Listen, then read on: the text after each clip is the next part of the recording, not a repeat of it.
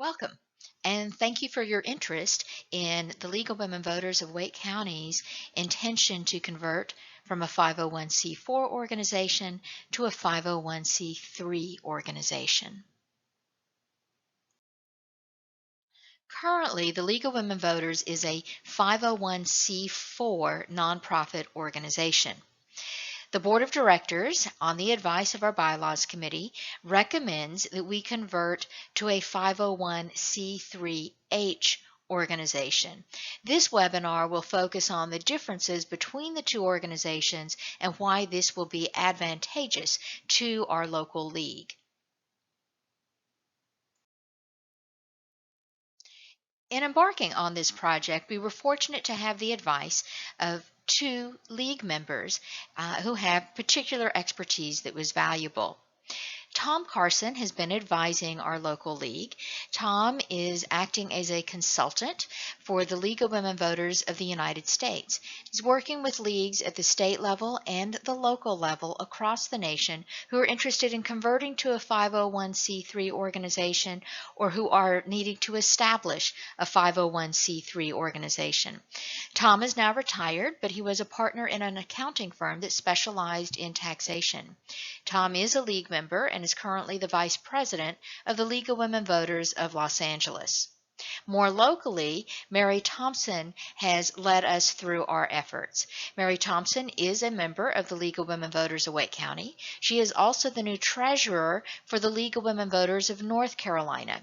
For many years, Mary was an auditor for IBM. She has a bachelor's in accounting and she has a master's in taxation.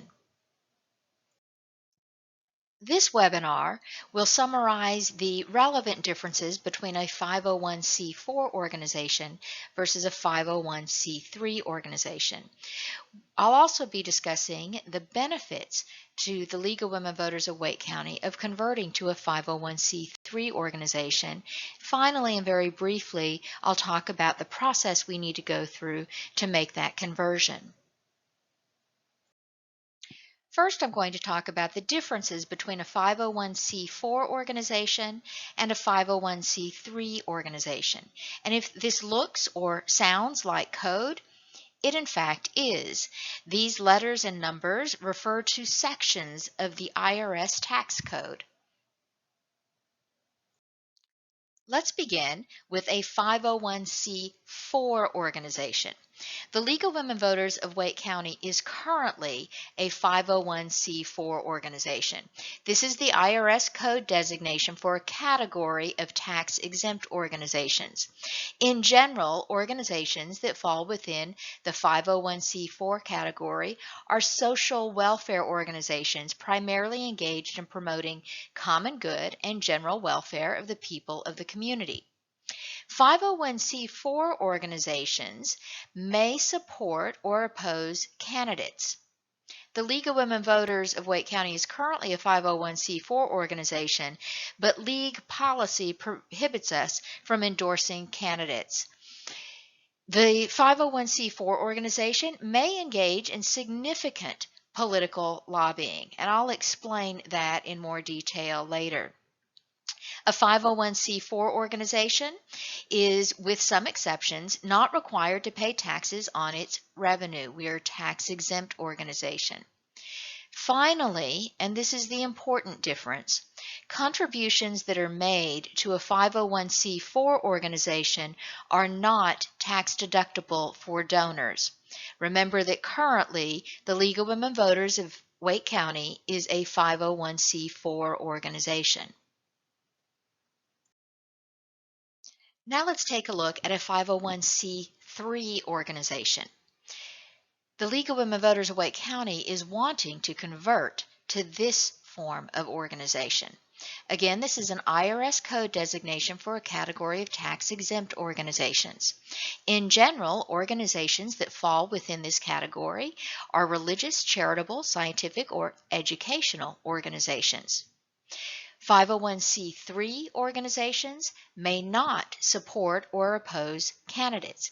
This is not particularly relevant for the league because by policy we're prohibited from endorsing candidates.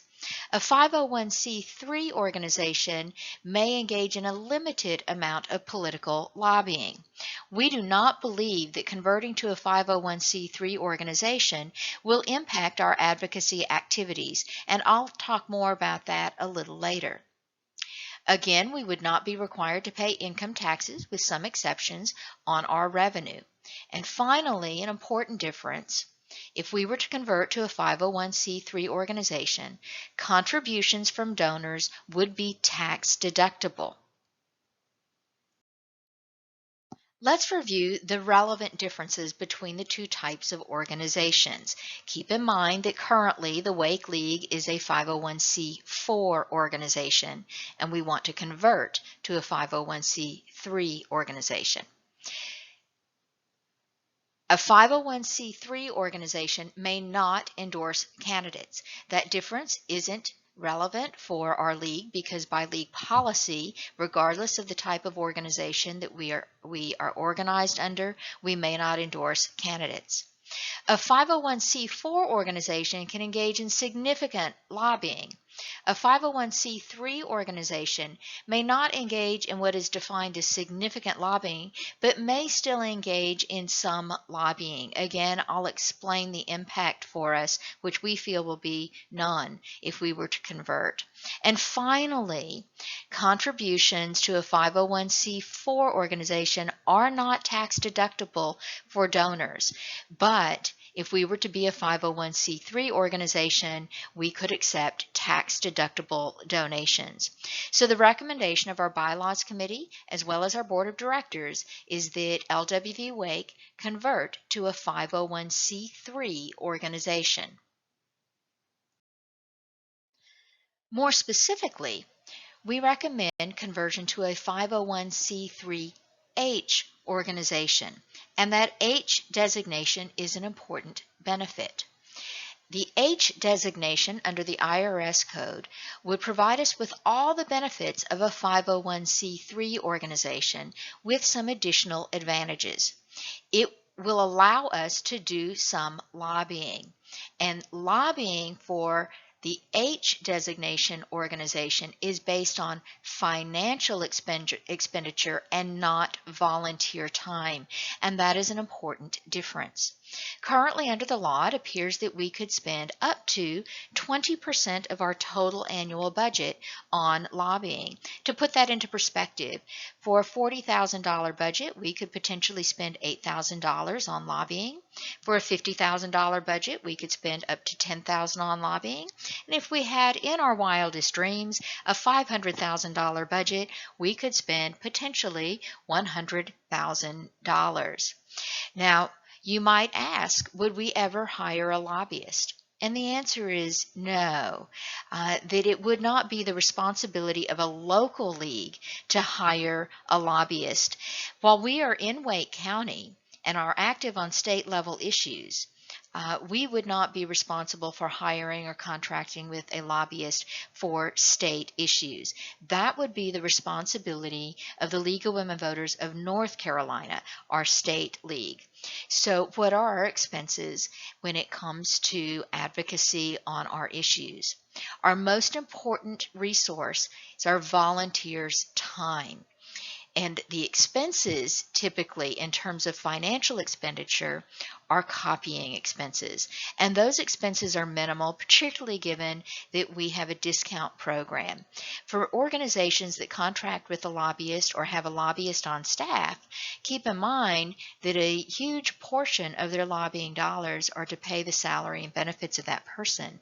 Because we're an all-volunteer organization, we would not be hiring a lobbyist. We're not a state league. We would not incur this kind of expense. Many advocacy organizations are actually two organizations. They have both a 501c3 organization and a 501c4 organization. The State League is a good example of this. They are both a 501c3 and a 501c4. The 501c3 organization is called the League of Women Voters of North Carolina. And that organization is where your membership dollars go for the portion of the membership dues that we collect and send to them. It's also where tax-deductible donations go. The second organization is LWV-NC Advocacy, and that's a 501c4 organization. A 501c4 organization, remember, can engage in significant lobbying. So it's the C4 organization that has the ability to contract with or hire a lobbyist. And remember, as I mentioned a moment ago, that it would not be a local league's responsibility to hire a lobbyist for state level issues. That would be the responsibility for the state league to do. And remember, while the local league, the Wake League, is here where the legislature is, we are still a local league. So the question is, should the local league be a dual or two organizations? And we don't believe there is any advantage in having two organizations, and quite frankly, it would be a hassle. When you have two organizations, best practices suggest that you have two boards of directors for each, one for each of those organizations. Having two organizations means that there's a lot more paperwork that we would have to deal with. So being a single entity is administratively much more simple. And what I would remind you is that we're all volunteers, including your board of directors, and keeping things administratively simple now and moving into the future is important for our volunteers. Now that you know that the League of Women Voters of Wake County is currently a 501c4 organization, and 501c4 organizations cannot directly accept tax-deductible donations, you may be wondering, is it possible to make a tax-deductible donation to your local league here in Wake County? And the answer is yes, but it's very complicated. This is the current process for making a tax-deductible donation to the League of Women Voters of Wake County. First, the donor writes a check, but they write that check to LWV-NC. They write it to the state league. The donor then mails the check to the League of Women Voters of Wake County. And note that there is no online donation option for making a tax-deductible donation to the Wake League. The only way to do that is to write a check to LWV-NC and mail the check to LWV-Wake. LWV-Wake receives that check in its mail and notes it in our records.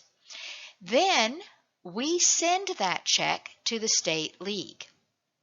The state league then deposits the check into its 501c3 account and holds that money for us. When we want those funds, LWV-Wake then requests the funds from LWV-NC, and then finally those funds are deposited into LWV-Wake's bank account. Obviously, this is a convoluted process to go through, to ask a donor to go through who wants to make a tax-deductible donation. I will note one important thing. It's important for our members to know. Donations from Wake members are not dispersed to the Wake League unless the check is mailed to the Wake League. The reason the check is mailed to the Wake League is that we then know that that donation was intended for the local league.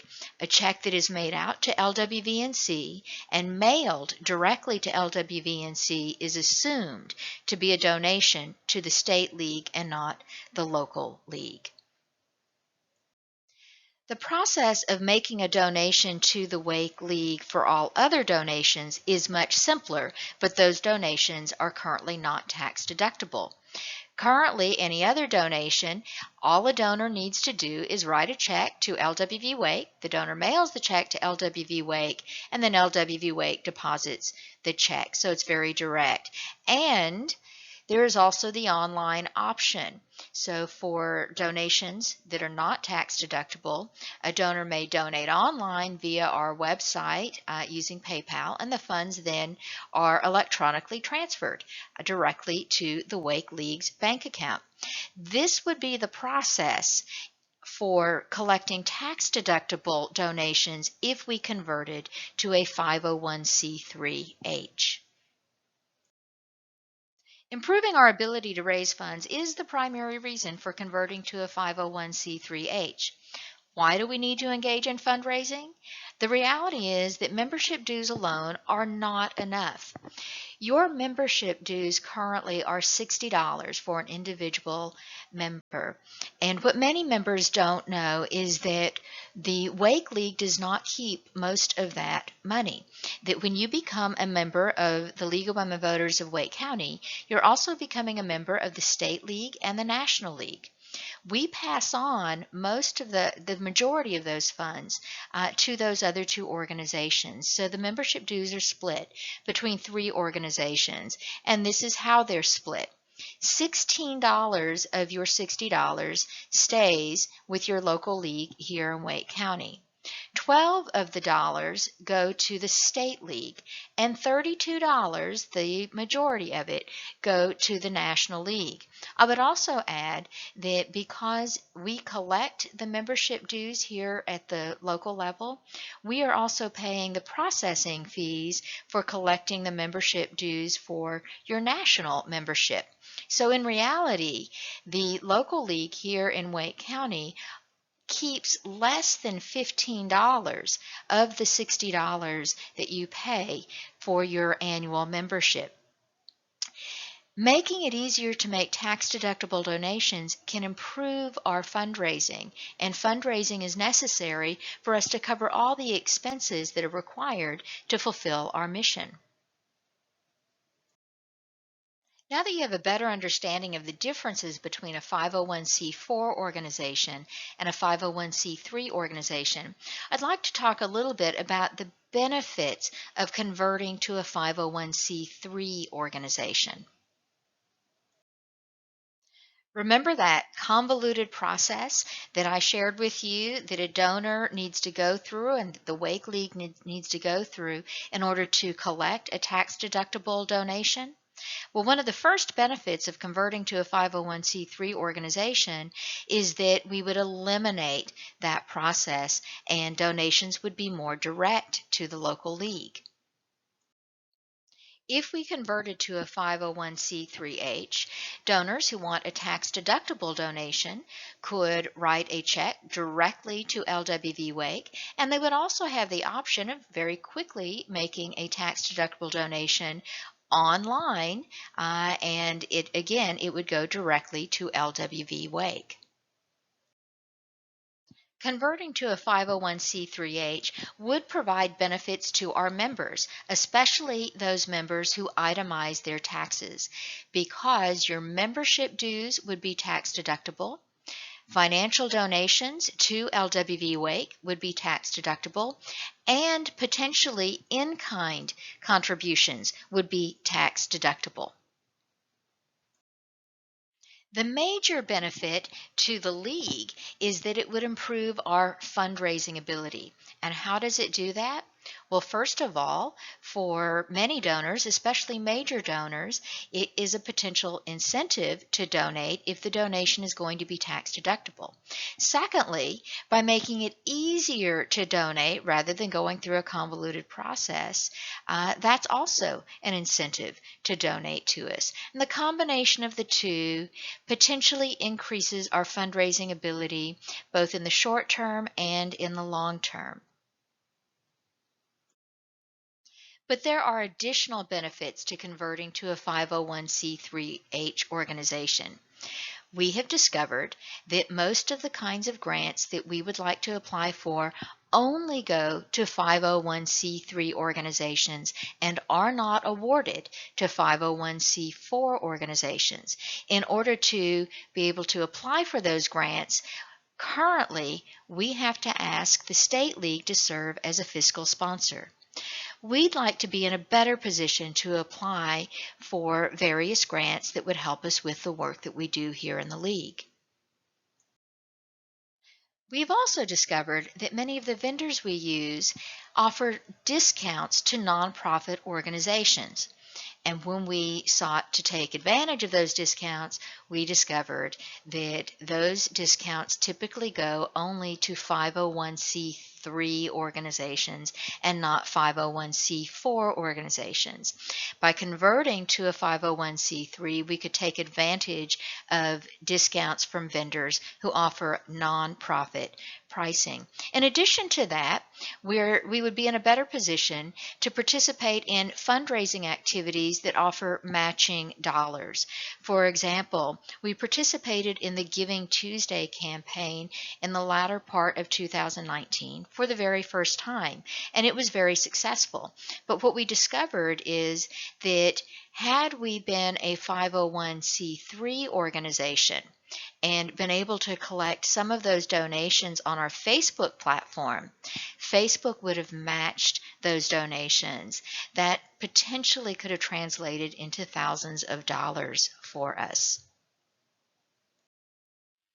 Converting to a 501c3 clearly offers us financial benefits. However, we wanted to make sure it would not adversely affect our advocacy efforts, and we gave this significant thought. We believe there will be no impact on our advocacy activities. Now, how lobbying is defined can be complicated, but in general, if there's no reference to a specific piece of legislation or specific ballot measure, it then is not necessarily lobbying. And providing information on issues is not lobbying. So, for example, when we're advocating for redistricting reform, but are not endorsing or lobbying on a specific piece of legislation, then that's not lobbying. When we invite a speaker to a timely topics activity to talk to us about how we might improve the environment, for example, if it's not advocating for a specific piece of legislation or ballot measure, then that is educational and it is not lobbying. The fact sheets and reports that many of our committees have developed over the years and that we have online, most of those are not specific to a piece of legislation and are not lobbying. Remember that under the H designation for the 501c3H, lobbying is measured in dollars spent, not volunteer time. And we spend very little of our budget on lobbying. Most of the resource is volunteer time, and of course that volunteer time is significant, but for tax purposes it is not counted. Also remember, the H designation of the 501c3H will permit us to do some lobbying, and that as the law stands now, it appears that we can spend up to 20% of our budget. We currently, and to my knowledge in the past, have never spent anywhere close to 20% of our total operating budget on what would be considered lobbying. Also remember that while we work on a lot of state level issues, we are a local league, and the local league would not hire a lobbyist for state level issues.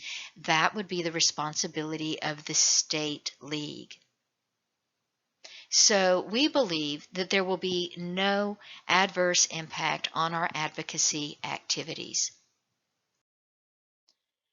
I hope you now have a better understanding of the differences between a 501c4 organization and a 501c3 organization. I hope that you can also see the benefits to our local league of converting to a 501c3H. Finally, I'd like to talk about the basic conversion process, which is fairly simple, and provide you with information on where you can learn more about these changes. There are several steps that we need to complete in order to complete the conversion process. The first step was to revise the bylaws. We convened a bylaws committee led by Mary Thompson that went through the bylaws, put the language in to convert to a 501c3H, and made some other bylaws revisions unrelated to this conversion. The Bylaws Committee unanimously recommended those recommendations. The next step was to send those recommendations to our Board of Directors. The board has reviewed those recommendations and they have unanimously voted to move the process forward. The next step was to communicate this process to the membership, and we've done that in 3 ways. First, in every weekly newsletter since the beginning of February, there has been a section in the newsletter that has announced our intention to convert to a 501c3 and included links to learn more about what this means and what the bylaws revisions are. Secondly, we created a separate page within our website that includes information on the 501c3 conversion and links to documents that will provide more information about the advantages of a 501c3, as well as explaining additional bylaws changes. And third, we're offering this informational webinar so members understand why we believe it's beneficial to convert to a 501c3. So the next step is for the members to vote to approve the bylaws revisions, and we will put this to a vote to the members in May. And if the members vote to approve the bylaws revisions, then we can submit an application to the IRS. Once we submit the application to the IRS, it could be weeks or it could be months before the IRS grants us the 501c3H standing. Because it could potentially be months, it's important that we start this process and move it along. This is not the only thing we're going to be asking members to vote on in May. We'll be asking you to vote on 3 things. First, we'll ask you to approve the bylaws revisions. The bylaws revisions include the language that we need to convert to a 501c3H. It also includes many other updates to the bylaws that are unrelated to that conversion. We have been talking about making this conversion for at least 3 years and have held off from making any revisions to our bylaws. In those 3 years, the League is larger and more active, and we need bylaws that allow us to operate in a more effective and efficient way. So there are additional bylaws updates when you look at the bylaws revisions. The second thing that we'll ask you to vote on is for the 2020 and 2021 budget. Every year, the members are asked to approve the next fiscal year's budget. And that is also already on the website for your review. And finally, we'll also be asking you to elect new board members and in some cases to re-elect some board members. Again, this is something that we ask members to do every year. And we'll be doing all of this on one ballot in May. You can learn more about all of the items that you'll be voting on, including the 501c3 conversion and the bylaws revisions, by going to our website at lwvwake.org. We want you to click on the About Us tab at the top of our website, and once you click on that, choose the Annual Meeting 2020 Info tab. That will then take you to a page that has information on the bylaws changes, including the 501c3H conversion. And within that section, you'll find 3 important documents, and they're highlighted in blue here at the bottom portion of the screen. The proposed bylaws revisions, so the entire document is there, and you can clearly see the changes. I also recommend that you take a look at the document that explains the recommended bylaws revisions, and this primarily focuses on the revisions that are not related to converting to a 501c3, but revisions that will allow us to be a more efficient organization. And there's a third document that provides answers to frequently asked questions, or FAQs, about the difference between a 501c3 or 501c4. Also on that website, I've posted the proposed budget for the next fiscal year for your review. And soon I'll have the nominations for the board for the next fiscal year posted on that website. You may have questions, and we welcome your questions. However, I ask that you first read the documents that we've posted online that I just showed you. Most of your questions are likely answered in one of those documents, though certainly it's quite possible that we did not anticipate one of your questions. So if you have a question, please email that question to me at lwvwakepresident@gmail.com. We will then take all the questions, put them into one document, and draft answers to the questions. We'll be posting that document on the website, not with your name, just the questions and the answers, so that everybody can see the answers to those questions in case they had similar questions or similar concerns. But that will all be posted on the website before we ask you to vote on the revisions for the conversion or any other revisions for the bylaws. The Bylaws Committee and your Board of Directors believes that there are significant financial benefits to converting to a 501c3H, and we do not see any significant disadvantages to doing so. So our recommendation is when you're asked to vote for the bylaws revisions, we hope that you'll vote yes to converting to a 501c3, as well as approving other bylaws revisions that allows us to be a more efficient and effective organization. We appreciate your interest in this important process. We believe that conversion to a 501c3H is an important step forward for our league. In particular, we thank you for your continued commitment to and support of the League of Women Voters of Wake County. Thank you.